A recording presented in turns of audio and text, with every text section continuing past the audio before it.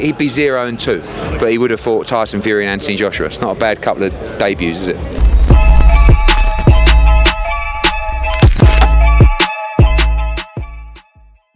Pro boxing fans, Eddie Hearn, Turki Al-Sheikh said that he wants you versus Frank Warren on a card. Were you aware of this, or did that just come off the cuff? Yeah, we had this conversation in Riyadh, and I think he saw the interest of myself and Frank together at the press conference, and he said what we need to do is your team versus your team. And what a great opportunity. I mean, we've got so many ideas for that card. We need 10 more rather than 5. But it's a team event. I want to see bonuses for the teams. Where you could lose your fight, but you go ringside to see your guys winning 3-2, and the whole team gets a bonus. Reality style build-up shows as well, and also a huge amount of competition. And me and Frank screaming ringside for our guys. So it's going to be a huge event. People were saying this is a cash grab. Is that a bit unfair? Because obviously Fury, Joshua Ngannou calling it a cash grab. Is that a bit unfair considering sort of Tyson Fury? This fight may not have happened if Fury hadn't had lost to Ngannou. Is it Fury's fault in that sense? Look at what we heard today. We heard that the winner of this fight will fight the winner of Usyk against Fury. So for us, that's exactly what we wanted to hear, because at the end of the day, this fight doesn't give us a lot other than a fight for the fans, an exciting fight, good financial opportunity. But now we know that if he knocks out Francis Ngannou, he will fight the winner of Usyk against Fury. And if Tyson Fury can do the business against Usyk, that makes that fight the biggest of all time. And you're going to see it. What do you make of Ngannou's comments that he feels that AJ is easier to drop than Fury? I mean, AJ will probably take more chances against Ngannou. Tyson Fury really didn't do a lot because after he got hurt, he wanted to stay out of the way, and obviously had the Usyk fight to announce that night as well. So I think that the pluses of that fight are now we have tape on Francis Ngannou, only 10 rounds, but the minuses are his confidence must be through the roof through that performance, and he's going to be very dangerous on March the 8th. Frank Warren said that this would be the end for either guy at the top of the sport, which I kind of felt was a bit unfair on Francis. If he delivers a good performance in defeat, there's still some amazing matchups for him in the heavyweight division with the likes of Wilder, even Zhang, Parker. Would you like to see him stick around regardless if he wins or loses? Yeah, look, AJ wants to be undisputed champion, certainly world champion.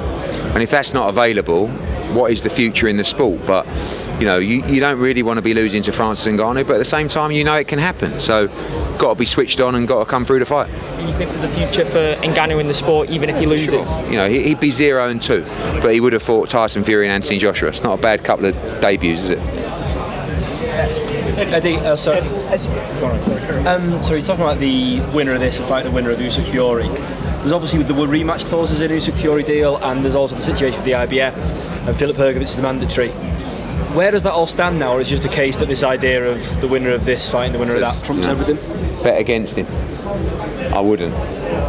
If he wants it, it'll happen. And obviously there's all these exciting fights happening in Saudi, but Anthony Joshua's filled stadiums in this country. He's on a path now where, say, he looks for undisputed in Saudi later this year. Might he have fought in the UK for the last time?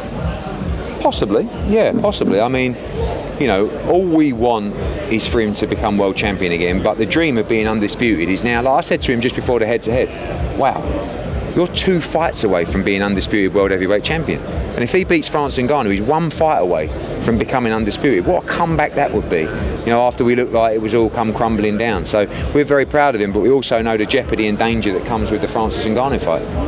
Eddie, do you think AJ's kind of activity going into this fight will be a key advantage? Yeah, I think that, sometimes is it one too many within the period, or sometimes you're just in the flow. I mean, this is going to be his 4th fight in 11 months. It's quite incredible, and I think there's a lot to be said about returning back to the gym. Sometimes you need the break. Hopefully that's not now, but certainly he's in the groove. Definitely. Obviously, His Excellency mentioned kind of a Queen's UV match of 5v5. Is there any fights that kind of spring to mind? Oh, mate, so many. I mean, at the top end, you've got Fury against AJ. I'm not saying that would be on that card, but that's an example. You've got other tremendous fights like, Callum Smith against Yard. You've got, I wouldn't say smaller fights, but you've got fights like Shabazz Massoud against Liam Davis. Loved that fight. Nathaniel Collins against Hopi Price. That's been ordered by the British Boxing Board of Control. You've got fights. You've got Nick Ball fighting for the Featherweight World Championship. We've got Raymond Ford fighting for the Featherweight World Championship. They could unify on a card like that. In female boxing, you've got Sky Nicholson against Raven Chapman for the world title. Like, there's literally like a dozen fights you could do. And I love the idea, as I said earlier, about that team event where there's a win bonus for the team. Probably a side bet between me and Frank as well. But like a win bonus between the team where you're all part of the team. If you lose your fight, you can come out and support the other team. You're still going to be part of this bonus. And we're all about delivering opportunities for our fighters. And people keep talking about fights in Britain and all that. Like, the opportunities that these guys are getting in Saudi Arabia is incredible. And if to be part of that team in that team event would be an incredible night. But like I said, probably need 10 rather than 5. But so many matchups to make. Now I'll pass it over to the fans on social media and say, tell us the matchups you want. Matchroom v Queensbury. Eddie, with obviously the money that His Excellency is putting into all of the shows coming, this year, will we see Anthony Joshua fight at least 3 times, win or lose, if he wins or loses with Ngannou? Yeah, maybe. I mean, I think just the win. I think if you lose, who knows what's going to happen. There isn't a rematch clause, but could there be another fight with Ngannou? Maybe. You don't want to start building again. But really the plan is to probably box 3 times this year, but just get through March the 8th first. And are we likely to see AJ fight in Saudi Arabia for the foreseeable future? I think certainly for this fight and the undisputed fight, yes. Hi Eddie, it's Aisha for iBoxing Hub. Is this going to be easy work for AJ? I don't think anything's easy against someone who's got the sort of strength and resilience of Francis Ngannou. I think technically on paper it should be, but Ngannou's going to find a way to be a danger in the fight. AJ's got to stay disciplined, both huge punchers. I mean, you saw the size of both of them. It's a dangerous fight, but one I believe he's going to win. Yeah, absolutely. And AJ's obviously got 10 years professional boxing behind him. What would Ngannou need to bring in order to even be any kind of threat to him? It's the heavyweight division, so it's the only division where someone with limited experience can come in and win, and you saw that against Tyson Fury. I would never have said that someone was capable of doing that. He did it, and he's got the same kind of threat and danger to Anthony Joshua, but he's got to use his experience and his skill to overcome it. Thank you so much. Eddie Rigo here for No Smart Sport. Just going on to the co-main event, we do have Joseph Parker versus Zhilei Zhang. Zhilei Zhang has been on a tremendous form. Obviously Parker coming through with Deontay Wilder there in that victory. Can you give us a winner, keys to victory? It's a great fight. I think Joseph Parker's the favourite in that fight. Yes. I think that a lot of people are taking the victories over Joe Joyce from Zhang, and probably the performance against Hrgović as putting this guy on the pedestal. He is a great fighter, but I think if Joe uses his movement like he did in the Wilder fight, I believe he's the favourite in that fight. Eddie, pictures on social media of you and Frank did a sort of face-to-face sit-down with Steve Bunce and Ade. Can you give us an idea of how that went? Just talking about Saudi, talking about our thoughts on the business, talking about our stable. It was really good. I feel like it feels like something that should have happened a long time ago, but at least we got there, and the future is very bright. Just away from this, Taylor Catchall 2, is there any update on date and venue? Yeah, I've said before, we want to bring some big fights to the UK and Ireland as well, and for us, Taylor against Catchall, Katie Taylor against Chantel Cameron 3, and Wood Warrington are 3 fights that I think it's important to try and make. Eddie, I know that Ngannou last time challenged Fury to a rematch in MMA in the PFL. Do you think if he challenged AJ to a rematch in MMA, would he be up for it, and would you be open to that as well? Ngannou? Yeah. Absolutely never, ever, ever. No chance. I mean, no. And as if Tyson Fury is going to get in a cage with Francis Ngannou. I mean, What do you think his thought process is of him saying, yeah, he'd be up for it? Because he says he's up for it, because it's got you talking. That's why. Eddie, just going back to last weekend, you obviously saw Beterbiev close up against your man Callum Smith. Turki Al-Sheikh says that's going to happen now against Dimitri Bivol, also one of your fighters, in June. So having seen Beterbiev close up this weekend, we know how good Bivol is. How do you see that one panning out? Yeah, he's a serious dude. I mean, it's a 50-50 fight. Obviously we back Dimitri in that fight. We've already done our deal with His Excellency for that fight. We've signed. So it's now over to Beterbiev and for His Excellency to put the date together. And again, another example of one of the biggest fights in boxing delivered in Saudi Arabia. What's next for Callum, by the way? Because obviously that's it's a disappointing setback. We talked about how key activity's been for Anthony Joshua. Callum's obviously not been very active at all. So is it the case of? Yeah, I think he was very down after the fight because he wanted to be the best light heavyweight in the world, and he showed he wasn't. And I think if he's not the best light heavyweight in the world, what does he want to achieve? So there is a lot of big domestic fights out there for him. We talked about the Yard fight on the Matchroom Queensbury card, but is that going to get him motivated? He's going to see a few weeks now, a couple of months to lick his wounds and see if he wants to come back. And if he didn't, he's achieved a huge amount in the sport. He's won British, European, World, Ring Magazine championships, so he could quite easily bow out. Cruiserweight possible? Or? No, definitely. Just one question, sorry.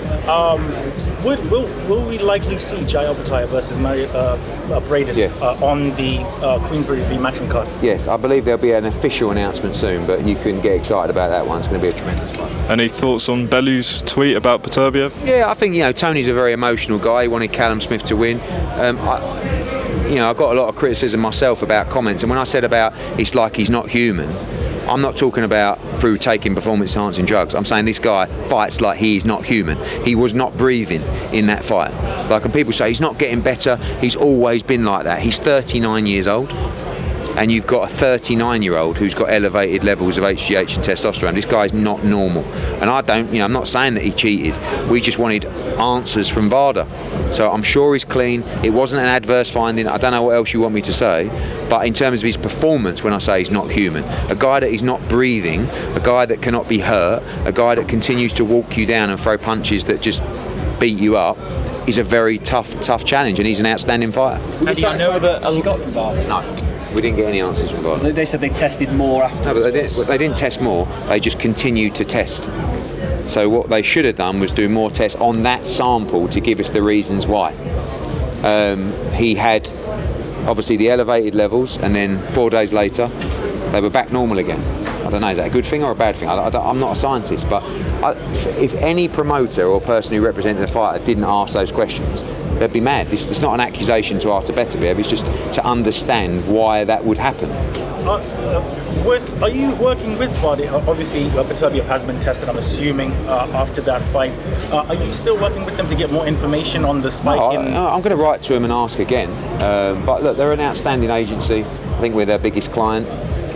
The question that I would pose is, from those elevated levels, can you categorically confirm that occurred naturally and not through ingestion of performance enhancing substances? Yes or no? Answer me that question. That's it. Any close to signing Boots Ennis or not?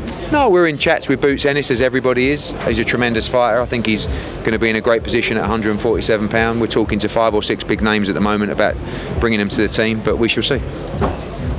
As you talk sports here, when we saw Fury's performances against Ngannou, how much of that do you think is Fury performing badly and Ngannou being a lot better and possibly a top heavyweight contender?